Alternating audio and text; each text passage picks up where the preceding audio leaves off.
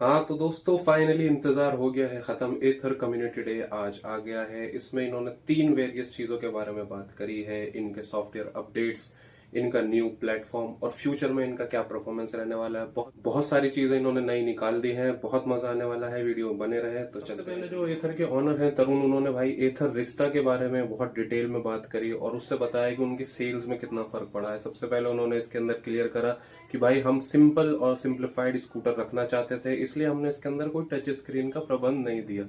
Touch screen हमने डाला ही नहीं क्योंकि हमारा जो अपडेट आया था 450 को लेके, 450 का जो फीडबैक लोगों ने, इनको कस्टमर्स ने दिया था, तो एथर में इन्होंने उसको अप्लाई करते हुए टच स्क्रीन हटा दिया कि हमें बहुत सिंप्लीफाई रखना। मगर एक चौंकाने वाला डाटा इनके पास आया है कि एथर रिस्टा में लोग ज्यादा सॉफ्टवेयर का यूज कर रहे हैं, चाहे वो फोन अपडेट करना हो या फोन पे लाइव लोकेशन शेयर करना हो या मैप का यूज करना हो, तो एथर रिस्टा में लोग ज्यादा वो कर रहे हैं। तो उस चीज को रियलाइज करते हुए इन्होंने भाई सबसे बड़ा जो अपडेट दिया है सॉफ्टवेयर के अंदर, वो भाई टच स्क्रीन अनेबल कर दिया है। कोई भी एथर रिस्टा आप नई लेने जाएंगे तो उसमें आपको टच स्क्रीन अनेबल मिलेगा। और सिर्फ यही नहीं, नए यूजर्स के लिए नहीं, पुराने यूजर्स के लिए भी भाई ओटीए अपडेट से ये अपने आप अनेबल हो जाएगा। मैजिक टच नाम इन्होंने दिया है इस चीज का। और मैजिक टच आपके एथर रिस्टा में जेड मॉडल है तो उसके अंदर बिल्कुल एक्टिवेट हो जाएगा। एस मॉडल के अंदर ये प्रबंध इन्होंने नहीं दिया है क्योंकि इन्होंने स्पेसिफिक बोला है एथर रिस्टा जी।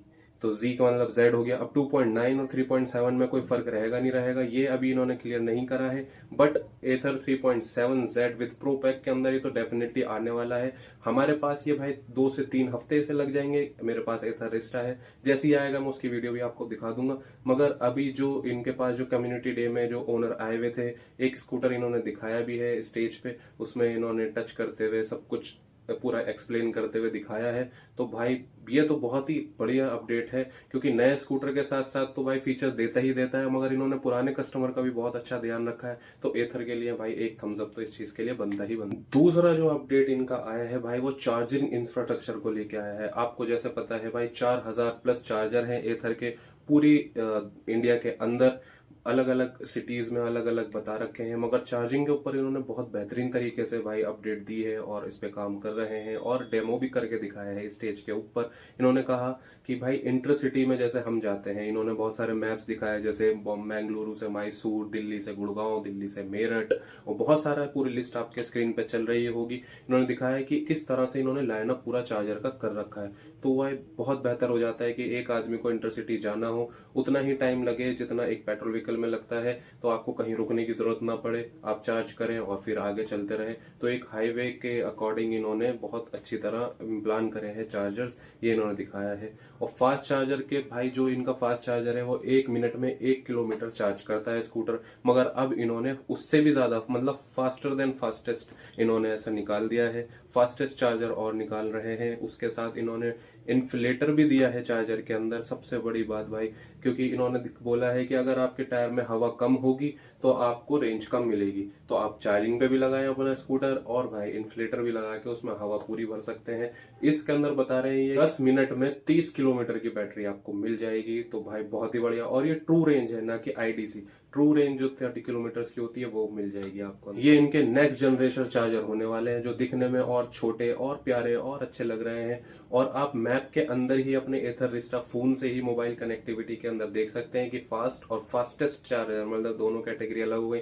फास्ट तो फास्ट है और उससे भी ज्यादा फास्टेस्ट हो जाएगा भाई, तो वो तो और भी बेहतरीन है। उसका कोई भी असर बैटरी पे नहीं पड़ने वाला, क्योंकि बैटरी इन्होंने हार्डवेयर ही इस तरीके से शुरू से डिजाइन करा है कि उस पर किसी भी तरह का कोई असर पड़ने ही नहीं वाला। जो ये अभी आपको स्क्रीन पे स्कूटर दिख रहा है दोस्तों, ये इन्होंने अभी शुरू में चार्जिंग पे लगाया था। 8 मिनट हुए थे इनके इवेंट को चले हुए और ये 15% पे इन्होंने शायद लगाया था। 8 मिनट के अंदर ये 45 किलोमीटर का रेंज दिखा रही है। इसी स्कूटर रिस्टा और 450 दोनों में इन्होंने अपना मैजिक टच भी दिखाया है। इसी तरह ये इन्होंने सारी डेमो कर करके इसके अंदर, इससे मेजोरिटी ऑफ लोग बहुत ज्यादा परेशान थे दोस्तों, क्योंकि ये फास्ट चार्जर जो है सिर्फ इनके 80% तक ही काम करते हैं। 80% चार्ज हो जाएगी वो ऑटोमेटिक कट ऑफ हो जाएगा। अब इन्होंने ये चीज अपडेट में अपने निकाल दी है कि अब भाई ये चीज आपको फेस नहीं करनी पड़ेगी। इन्होंने मोबाइल के अंदर एक स्लाइडर दे दिया है जहां पे आपको 80% तो डिफॉल्ट सेटिंग मिलेगी मिलेगी, मगर आप उसे 100 तक भी चार्ज कर सकते हैं 90, 95, 80 के बाद आप कहीं भी उसे रोक सकते हैं और आपकी मर्जी हो 100 चार्ज करनी है तो 100 भी कर सकते हैं।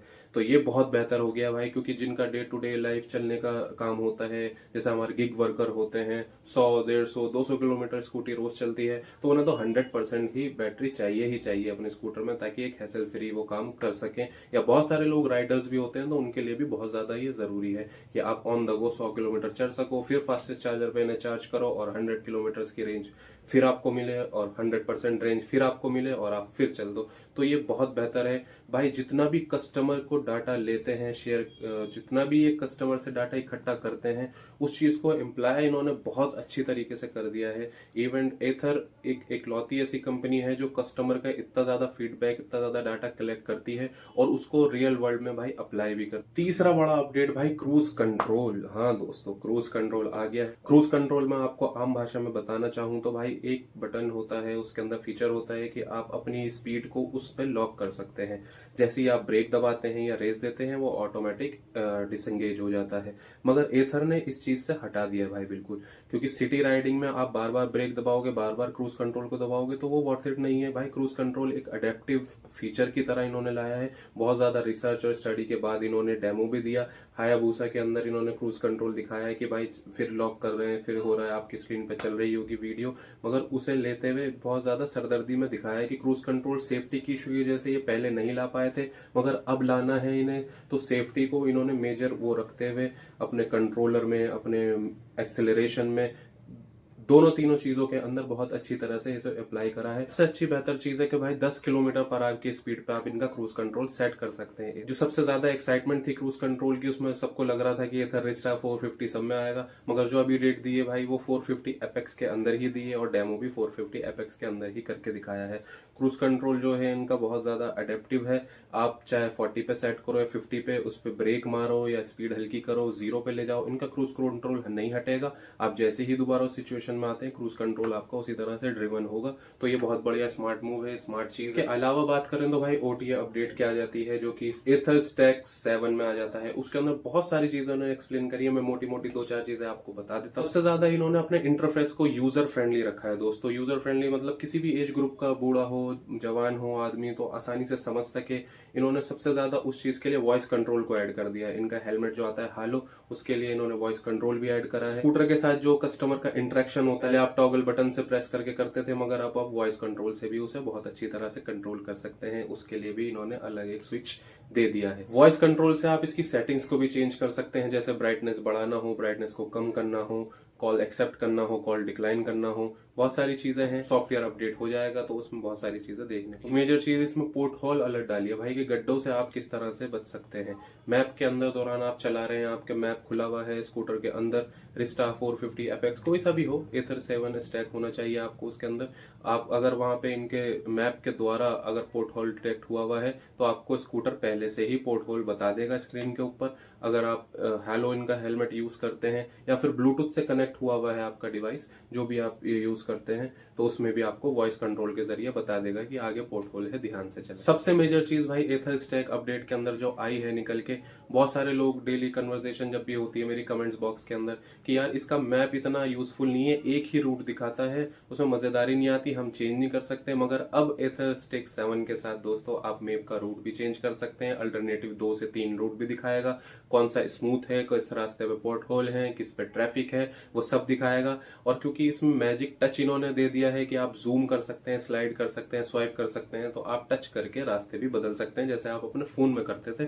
तो आपको फोन में होल्डर में लगाने की जरूरत नहीं पड़ेगी, सीधा सीधा आप स्कूटर पे अपना मैप बहुत अच्छी तरह यूज कर सकते हैं। पर्सनली ये फीचर मुझे बहुत पसंद आया, क्योंकि मैं मैप को बहुत ज्यादा यूज करता हूँ। कि स्कूटर को चोरी होने से, जैसे पहले स्कूटर यार जियो फेंसिंग टीवीएस देता था, ओला देता है, और भी चीजों में जियो फेंसिंग आती है, मगर एथर की ये चीज हमें खलती थी। उसके अंदर मूवमेंट डिटेक्शन जरूर आता था कि अगर आपकी स्कूटी अपनी जगह से हिल गई है तो आपके स्क्रीन पे मैसेज आ जाएगा, मगर अब थेफ्ट डिटेक्शन इन्होंने डाल दिया है। अगर आपकी स्कूटर कोई चाबी लेके भी चला जाता है तो आप अपने फोन से ऑन द वन स्लाइड आप उसे बंद कर सकते हैं, आप होल्ड पे लगा सकते हैं, आपका स्कूटर ऑन नहीं होगा।